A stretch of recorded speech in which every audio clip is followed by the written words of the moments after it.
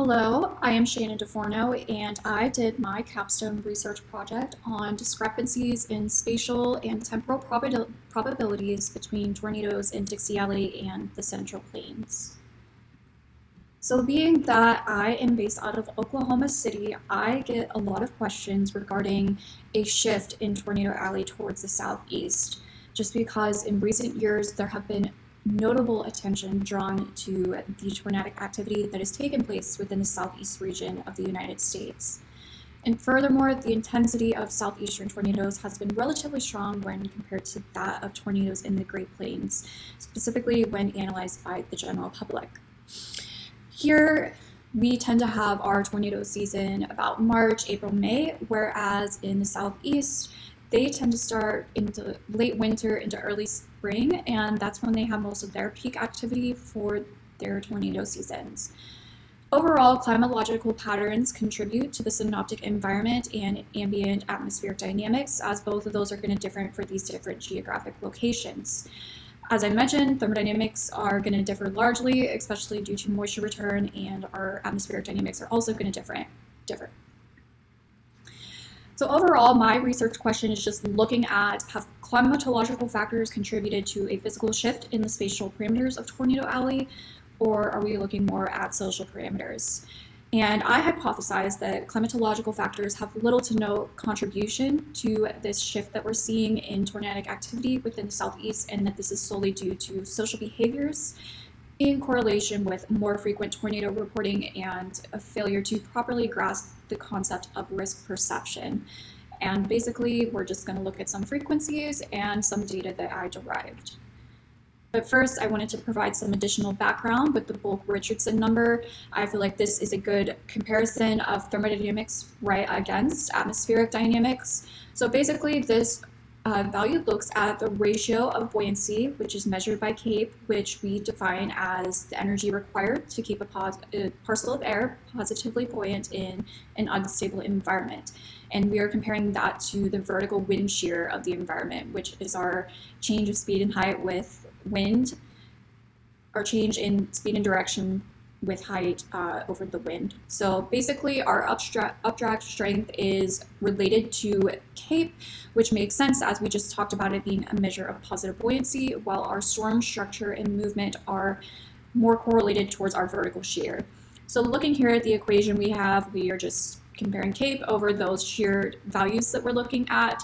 So basically we're just kind of looking at our lower levels in the atmosphere, and then we go up to our mid levels, and those are the two parameters that we use regarding our shear. And then I just did a basic breakdown of the significance of the Bulk-Richardson values that we will derive from this equation. So if we have a Bulk-Richardson number that is less than 10, we are going to be in an environment that tends to be favored more towards shear than buoyancy. And if you've ever heard the term of storms being sheared out, that is typical to happen in this environment when we have little buoyancy. If we have a value between 10 and 35, there's a pretty decent balance between shear and buoyancy, and this tends to favor pretty decently strength and pretty structured supercells that are pretty persistent. And then if we have a value that is greater than 50, we have buoyancy dominating over our shear, and that tends to yield single or multi-cell storms. And basically, when we have too much CAPE, we can just have a bunch of storms rise up, and they all tend to congeal and go outflow dominant pretty quickly, and that just yields a lot of straight line winds and precipitation. So just keep these in mind as we look at some literature, and just think about the differences in the storm environments between these two locations. So just starting off, basically, I looked at some work from Anderson Frey and their research team in 2019. We're just looking at the moisture in the southeast, being that there is more return there year-round due to the geographic location in the lower latitudes, also allowing for more warmth and convective properties. Regarding atmospheric dynamics, Dixie Alley events typically do consist of more shear and low CAPE, so a high shear, low CAPE environment. And we do have typically a lot more storm motion in this region as well. Then I went ahead and looked at some work from Aggie and their research team in 2016, and basically they proposed a tornado climatology analysis where they took a chunk of time and broke it into two 30-year segments, with the first being 1954 to 1983, and the second being 1984 to 2013. And the conclusions that were drawn from this study are basically during the first period, there was a lot of tornadic activity within the typical tornado alley that we know out is in the Midwest. However, our second chunk of time that we looked at here accounted for a spatial shift, but this research team tends to believe that it is unrelated to climatology, being that most of this tornadic activity took place in the southeast region of our country. So is this a result due to atmospheric conditions or social parameters? This research group that we just looked at tends to think that social parameters are the cause of this.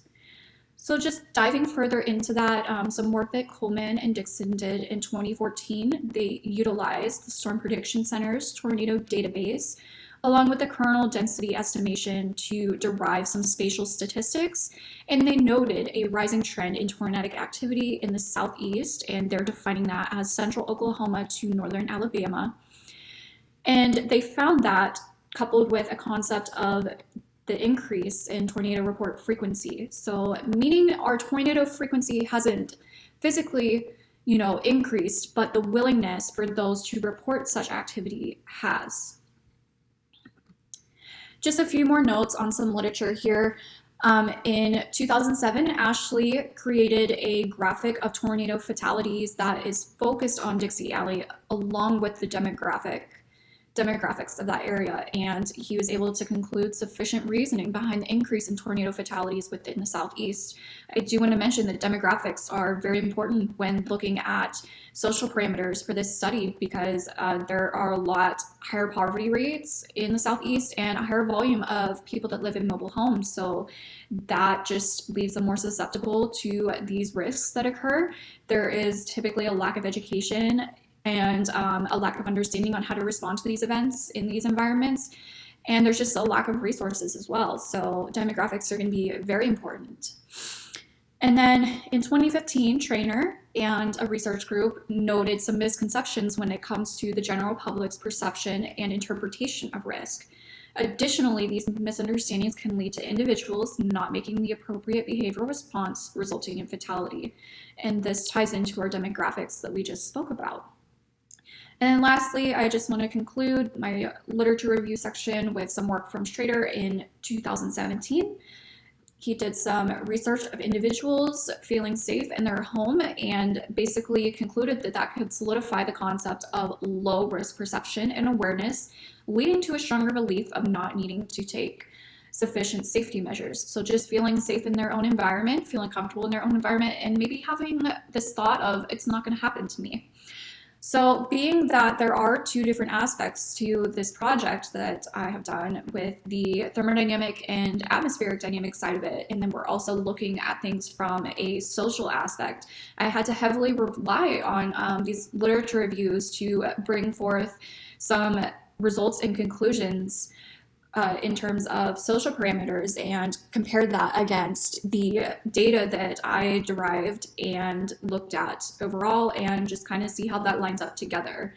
So next we are going to be taking a look at how I went about the atmospheric side of things. So basically I, just for the sake of time and resources, selected 2 dates per state for each of these 3 years, 2013, 2016, and 2019. And I went about selecting these dates by just seeing which ones had multiple tornadoes in a given day. And I just felt that those synoptic environments would be pretty representative of what was going on in those 2 regions at a given time and yield some pretty decent results. And like I said, I wanted to take into account the different climatological patterns going on in this sample, so that would not be a lurking variable in our results. I then took some sounding archives from the University of Wyoming to get a vertical profile of the atmosphere and take a look at a lot of thermodynamic parameters. And I also just did a brief synoptic environment analysis just to see what was going on in those terms. And then from there, I plotted some data points regarding moisture, CAPE, and what little dynamic parameters I did have access to. And then I just did a comparison between those thermodynamic environments and applied my knowledge of dynamics and the basic dynamic parameters I had. And I put all of this against tornado frequency as well. So just taking a look at some data that I gathered, first we're going to look at some surface temperatures, and we have Oklahoma in blue and Mississippi in orange, and as you can see, our surface temperatures in Oklahoma tend to be higher, and that would make sense because we do not have the volume of vegetation out here that the southeast does. So we have open fields for incoming solar radiation to radiate down on and heat up, and we know that that is a big contributor to CAPE. So we do tend to have higher surface temperatures out here, and that just makes sense for topography or geographic location and just overall the environments. Looking at our dew points, once again, Oklahoma is blue and Mississippi is orange. We tend to have higher dew points out here in the morning, which makes sense because typically waking up out here, it's pretty humid, and then things tend to clear up and we get more of a drier heat throughout the day. Whereas in Mississippi, we wake up with lower dew points, and then throughout the day, where Oklahoma tends to drop in dew point temperature, that's where Mississippi tends to increase. And that can be a lot with the nocturnal activity that goes on out there, and just focusing on the pressure gradient force and how that sea and land breeze works within the Gulf of Mexico region as well. So that makes sense to that contribution.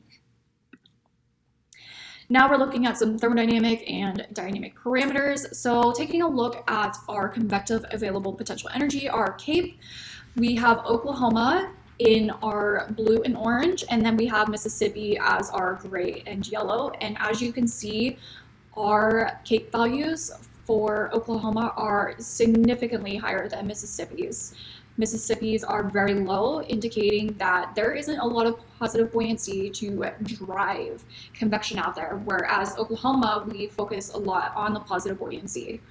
So with that in mind, taking a look at our bulk Richardson number, if we remember back to the beginning of this presentation, our lower values are indicative of a sheared environment, where our higher values are more centered around buoyancy, and then right in the middle, we have a good balance of both. So just taking a look at Oklahoma, once again, these values are much higher for Oklahoma than that of Mississippi.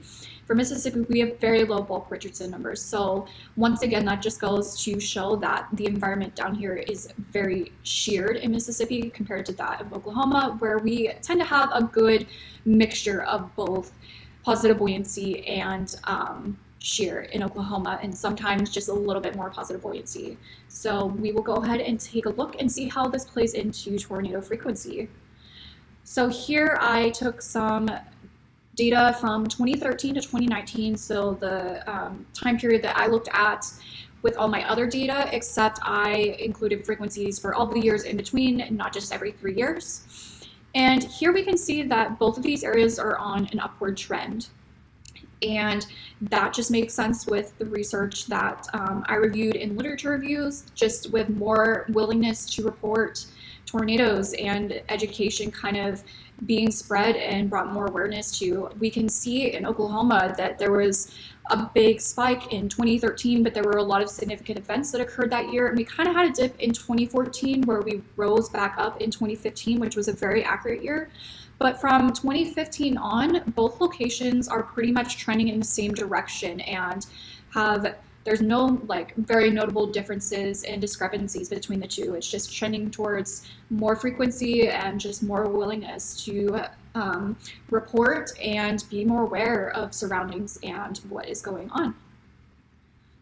So just looking at some roll results here, I wanted to focus mainly on the bulk Richardson number and our convective properties. So we had an average of 27.27 for our bulk Richardson number in Oklahoma. So that is between 10 and 35. So that yields just a pretty good balance of shear and CAPE. So we do have some pretty good structured supercells out here, a pretty decent strength. Whereas if we look at Mississippi, we only have an average of 2.77. And that just indicates a lot of shear in those environments for those storms, and they can pretty much shear out or that can drive them. So just a lot of hypotheses that I formulated for the thermodynamic and dynamic environments are just lining up here with these results. And then just going ahead and looking at some CAPE values, our average is pretty centered around Oklahoma. We had just more central tendency in those measures, whereas Mississippi, the values were a little bit more, there was a lot more variance in them, and they tended to be on the lower end, and nothing exceeded like 1,200 in Mississippi, whereas Oklahoma, we had values up to 3,900 with CAPE. So that just once again makes sense comparing those dynamic parameters to our thermodynamic parameters. And then just looking at our temperatures with dew point, we really don't have a notable difference, and we kind of discussed our temperatures already. So just interpreting these results, the southeast displays lower values of our Bulk-Richardson number on average, so they are more dominant in shear.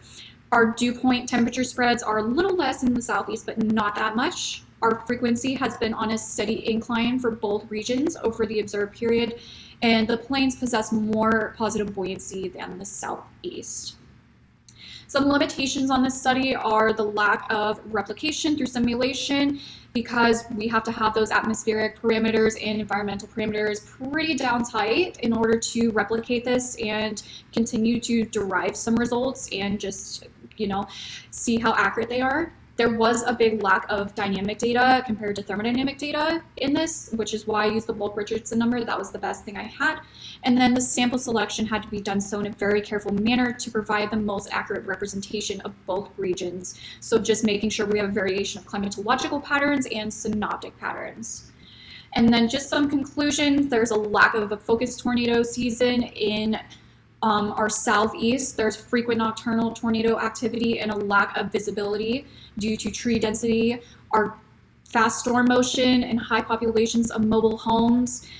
That just all plays into the social parameters going into this, and that there's a lot more vulnerability in the southeast than we have up here. So we would see a lot more deaths and fatalities in the southeast, and a lot more attention would be drawn to that, just being that they are not as prepared. Where here in the central plains, we have a focused tornado season. There's a lot of education regarding severe weather because that's just part of the environment out here, and we just have the geographic location that has been pinpointed for tornadic activity for years. So there's just a lot more out here that goes into play for preparation and just our social parameters. So overall, social parameters are a big result in just a shift of tornado frequency. It's not necessarily the frequency, but just the frequency of reports being pulled in and vulnerabilities of both of the locations. So here are just some sources, and I hope y'all enjoyed this presentation and learned something.